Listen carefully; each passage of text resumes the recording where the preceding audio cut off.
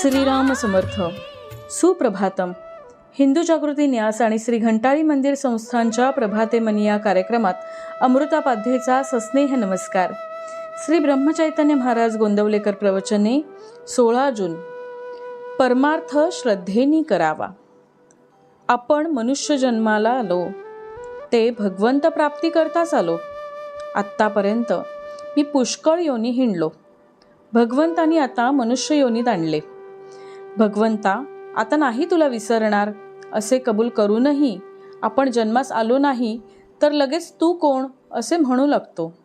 संत आपल्याला तोच मी असे भगवंताजवळ कबूल करून आल्याची आठवण करून देतात. पण संतांनी जागे केले तरी आम्ही मात्र पुन्हा तोंडावरून पांघरून घेतो. याला काय करावे? झोपेचे सोंग घेतलेल्याला जागे करणं खरंच कठीण आहे. पुष्कळ तीर्थयात्रा केल्या पण होतो तसाच राहिलो. यात दोष गंगेचा का माझा?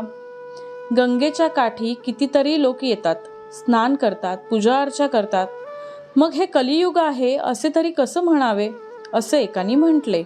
त्यावर दुसरा म्हणाला, याचे प्रत्यंतर समोरच दाखवतो. समोर एक रक्तपिती माणूस बसलाय.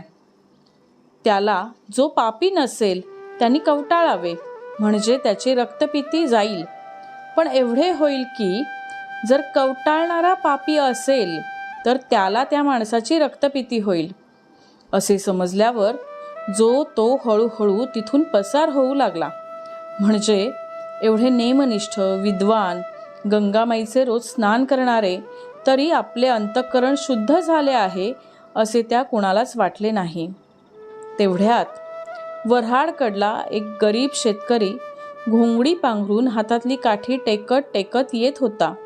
त्याची निष्ठाच अशी की गंगेत स्नान केले की सर्व पापे नष्ट होतात. त्यांनी गंगेत बुडी मारली आणि वर येऊन त्या रोग्याला कडकडून भेटला. आणि आश्चर्य म्हणजे त्या रोग्याचा रोग एकदम बरा झाला. हे जे गोरगरीब भोळे भाळे लोक त्यांच्याजवळ अंधश्रद्धेने जे येते ते मोठ्या विद्वानांनाही साधत नाही. आपण व्यवहारात पुष्कळ ठिकाणी अंधश्रद्धा ठेवतो.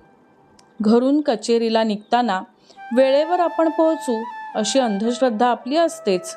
कधी कधी आकस्मिक कारणाने आपण कचेरीला पोहोचू शकत नाही तरी पण आपण भरवसा ठेवतोच. व्यवहारात आपण एकमेकांवर जेवढी निष्ठा ठेवतो तेवढी जरी भगवंताजवळ ठेवली तरी भगवंत आपल्याला समाधान देईल.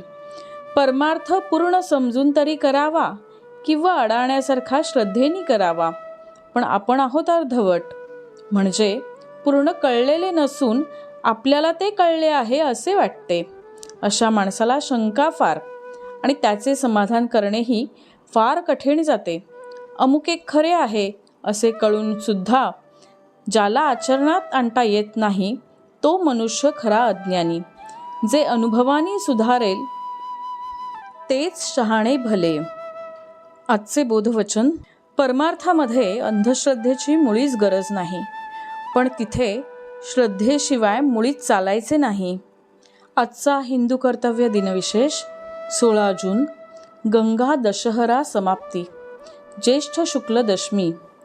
20 मे पासून सुरू झालेल्या गंगा दशहरा या व्रताची आज समाप्ती आहे. स्कंद पुराणात या व्रताचं वर्णन आहे.